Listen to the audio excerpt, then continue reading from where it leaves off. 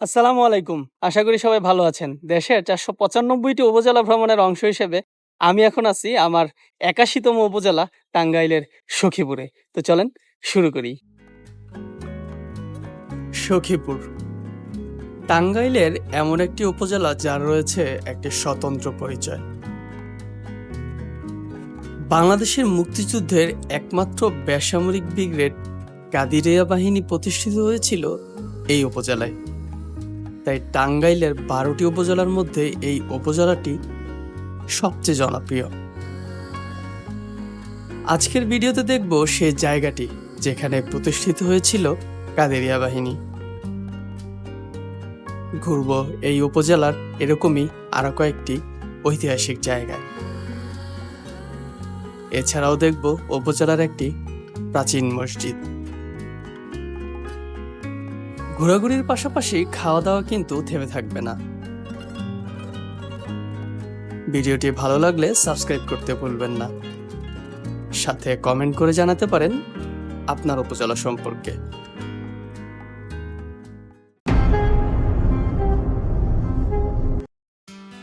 ঢাকা থেকে সখীপুর উপজেলায় আসার সরাসরি কোনো বাস সার্ভিস না থাকলেও ঢাকা টাঙ্গাইল অথবা ঢাকা ময়মনসিংহ মহাসড়কের অনেক জায়গা থেকেই আসা যায় এই উপজেলায়।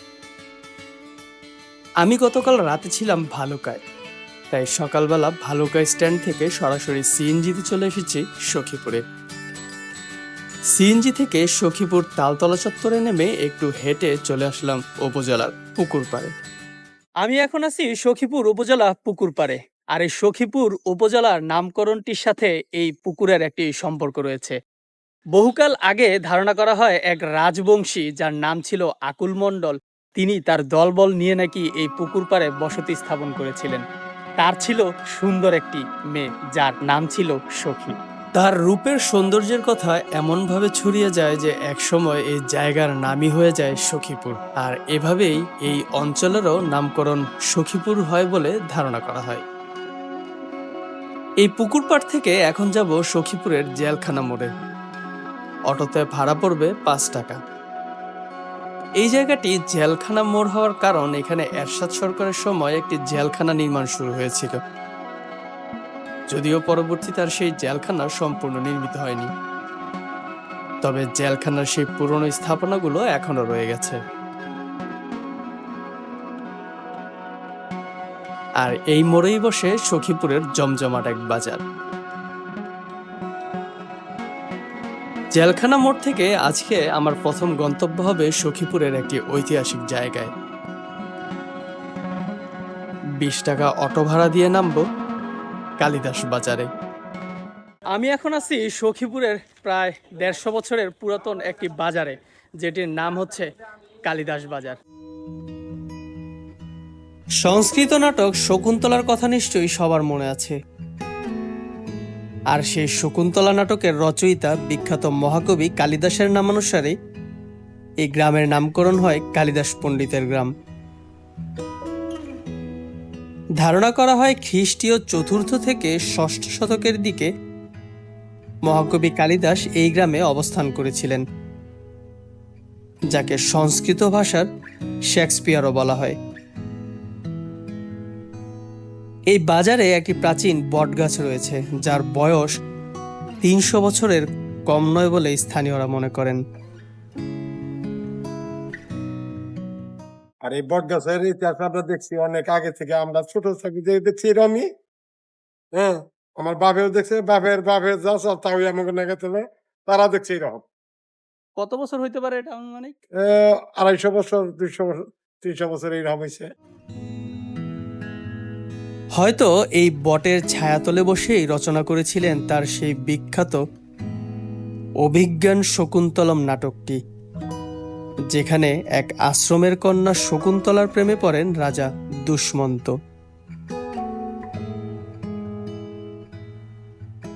বাজারে বটগাছ কিন্তু বেশ কয়েকটা, মূলত হচ্ছে অনেক পুরাতন বটগাছগুলো একটা থেকে আরেকটা, আরেকটা থেকে আরেকটা হচ্ছে এরকম গজাতে থাকে। সো এখানে হচ্ছে প্রায় ৪-৫টাই দেখলাম হচ্ছে বিশাল বিশাল আকৃতির বটগাছ। হ্যাঁ, এই গাছটা আমার হাতে কত বছর হয়েছে এটা? এটা মনে করেন যে 40 বছরের বেশি হয়েছে, 50 এরকম হয়েছে। কি গাছ এটা? এটা অ্যারোবাট গাছ, ওইটার জাতিটা। রোববার আর বুধবার সাপ্তাহিক বাজার বসে এখানে। বাজারে আসা হাজারো ব্যবসায়ী ও পথিক বটগাছের শীতল ছায়ায় বিশ্রাম নেন। ডালপাতায় পরিপূর্ণ গাছটি যেন পথিকের বিশ্রামের আশ্রয়স্থল।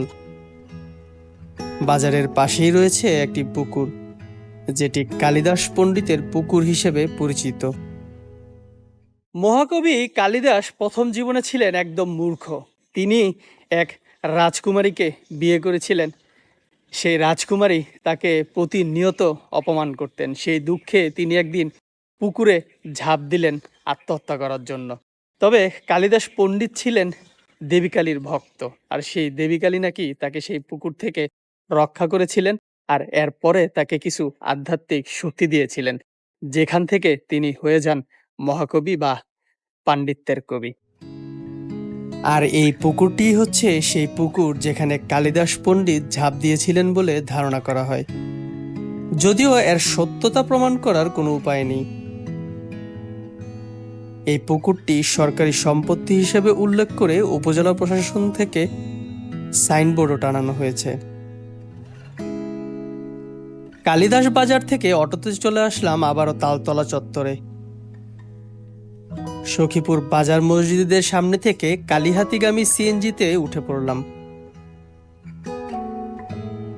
50 টাকা ভাড়া দিয়ে নেমে গেলাম উপজেলার শেষ প্রান্ত বহেরাতৈল বাজারে। বাজারের ঠিক পাশেই রয়েছে একটি স্মৃতিস্তম্ভ, যেটির গুরুত্ব পুরো সখীপুর উপজেলাকে সমগ্র বাংলাদেশের কাছে পরিচিত করে তুলেছে। কাদেরিয়া বাহিনীর কথা আমরা সবাই শুনেছি, কারণ এই বাহিনীটি ছিল আমাদের মহান মুক্তিযুদ্ধের সময় একমাত্র স্বতন্ত্র বেসামরিক একটি বাহিনী। এর প্রতিষ্ঠাতা ছিলেন বঙ্গবীর আব্দুল কাদের সিদ্দিকী। মূলত তার নামেই বাহিনীটি কাদেরিয়া বাহিনী নামে সমগ্র দেশে পরিচিতি পায়। এই গেরিলা বাহিনী পাকিস্তানের সেনাবাহিনীর জন্য তখন ছিল এক আতঙ্কের নাম। কাদেরিয়া বাহিনীর সদস্যগণ ঠিক এই জায়গাতে শপথ নিয়েছিল দেশকে স্বাধীন না করে তারা ফিরে যাবেন না। মুক্তিযুদ্ধে তাদের অবদানের সেই স্মৃতিকে ধরে রাখতেই এখানে এই স্মৃতিস্তম্ভটি নির্মিত হয়েছে। সখীপুরের মহানন্দপুর গ্রামে ছিল কাদেরিয়া বাহিনীর সদর দপ্তর। বহেরার তৈল বাজারের পাশেই হচ্ছে নকিল বিল।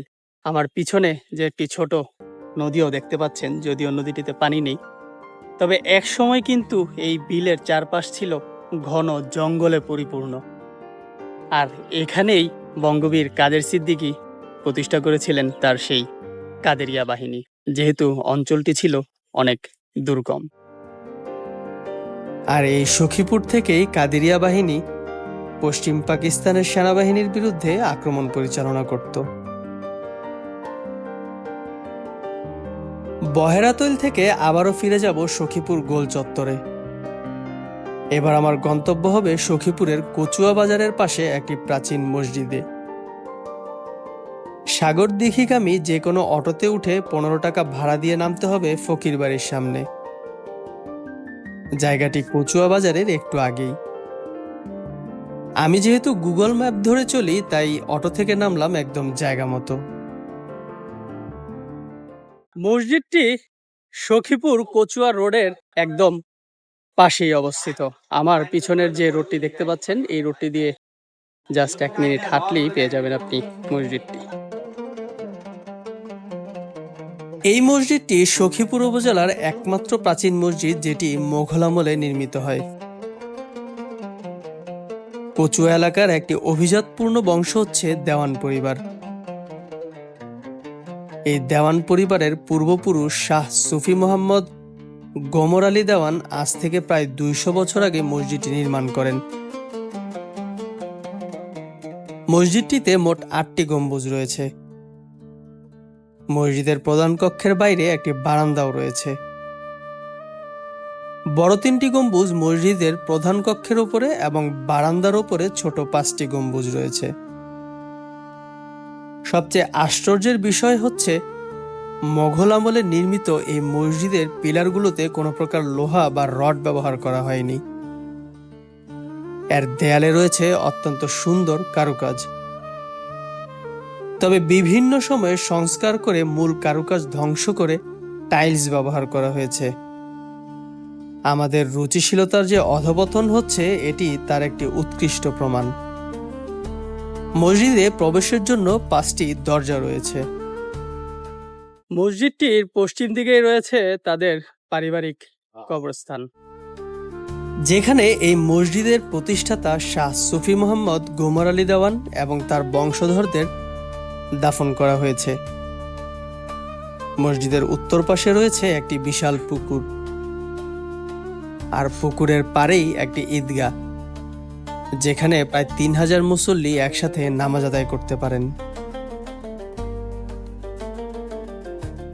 আমি সখীপুর কচুয়া দেওয়ানবাড়ি জামে মসজিদের সম্মানিত খতিব। এই মসজিদটা যিনি প্রতিষ্ঠিত করেছেন দেওয়ান গুমর ফকির সাহেব। মসজিদটা পুরাতন হচ্ছে 200 বছরের উপরে, 207 বছর সামথিং এরকম। গোমর ফকির যে উনি আসলে কি ছিলেন? একজন পরহেজগার লোক ছিলেন, মানুষকে ঝাড়ফুঁক দিতেন, চিকিৎসা করতেন। মসজিদের পাশেই রয়েছে এই দেওয়ান পরিবারের আবাস পল্লীকুঞ্জ, যেখানে মসজিদটির বর্তমান মোতোয়াল্লি ও প্রতিষ্ঠাতার বংশধরেরা বসবাস করেন। বাড়ির সামনে পুকুর পাড়ে বসার খুব সুন্দর ব্যবস্থাও আছে। মসজিদ দেখা শেষ করে একটা অটোতে উঠে গেলাম, আর 20 টাকা ভাড়া দিয়ে নেমে গেলাম সখীপুরের সর্বশেষ প্রান্ত কুতুবপুর বাজারে।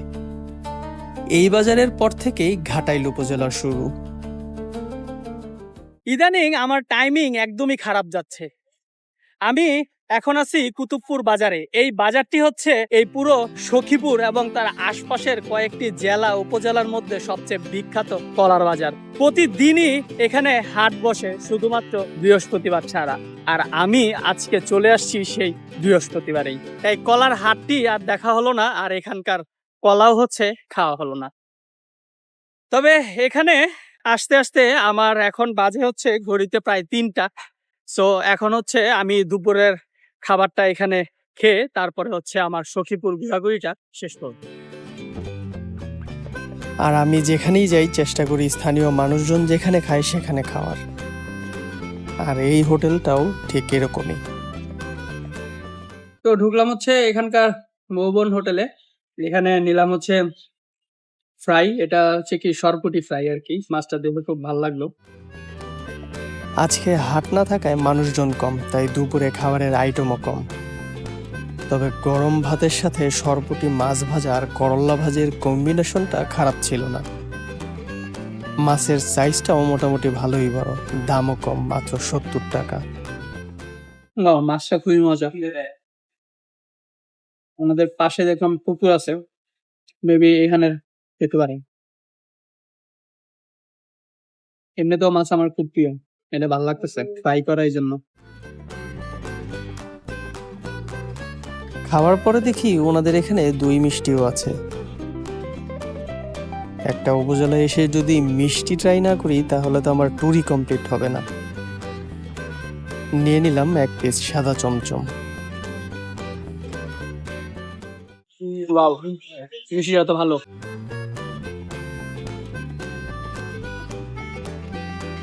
সিরিয়াসলি সাদা চমচম হিসেবে বেশ ভালো দুধ দিয়ে বানানো হয়েছে, খাইলেই বোঝা যাচ্ছে। মিষ্টি খাওয়ার পরে দেখি কাপ দইও বিক্রি করে, চিন্তা না করে নিয়ে নিলাম 1 পিস। আমি মনে হয় একটু ভুল করে ফেলছি। আমার আগে খাওয়ার দরকার ছিল দইটা, তারপরে খাওয়ার দরকার ছিল মিষ্টিটা। কারণ মিষ্টিটা ছিল বেশি মিষ্টি, তো এখন দই হচ্ছে খাচ্ছি যে টেস্টটা বুঝতে পারতেছি না যে কেমন।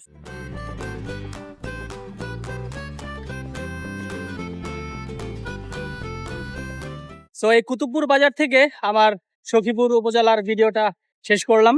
যারা এখন আমার চ্যানেলটি সাবস্ক্রাইব করেন নাই, দয়া করে প্লিজ চ্যানেলটি সাবস্ক্রাইব করে দিবেন। সবাই ভালো থাকবেন। আসসালামু আলাইকুম।